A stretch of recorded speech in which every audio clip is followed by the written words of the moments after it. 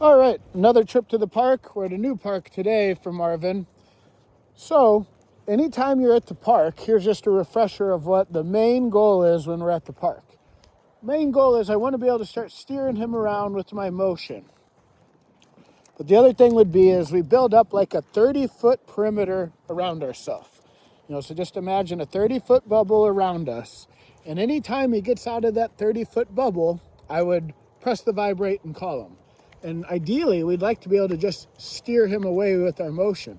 But if he gets 30 feet away over there sniffing, and he lets me get that far away from him, then I would press the vibrate and bring him back to me. So we're trying to get him to just assume that he's never allowed to be 30 feet away from me. The dog doesn't have to see a leash to think that one's there. So I'm building that invisible perimeter around myself that he just falls into. So anytime we're at the park off leash, this is what we do. And the off leash at a park is the best way to get a dog like Marvin back on track. If we want the leash working for us and we want him walking nice again, we got to get him wanting to be by us. And the best way to get him wanting to be by us is to act as if I could care less if he's by me, take off on him, and get him saying, hey, I want to be by you. And then when he is by me, pay food.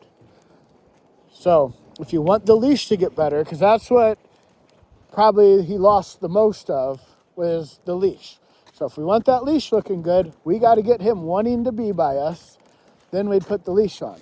But if I just put the leash on and he's yanking and pulling, and I keep saying, you get back here, quit, heel, quit pulling me, that's going to make him want to be on me less. So finding an empty park and getting him off leash and setting the environment up where he wants to be by me, that's the main strategy of how am I going to put all this together.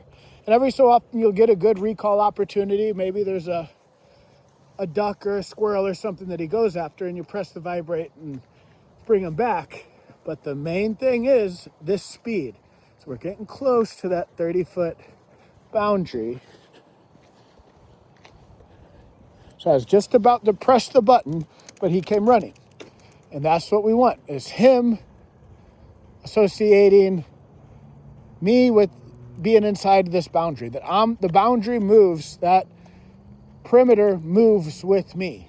And that I'm the center. I'm the thing he orbits. Like the Earth orbits the sun, he orbits me. And that's what we're trying to get him to do without me forcing it on him. I'm just setting the environment up for him to do it. So the off-leash at a park is always the thing I would be spending the most time on to put everything together to get him going back to where he was. So we're going to keep doing this.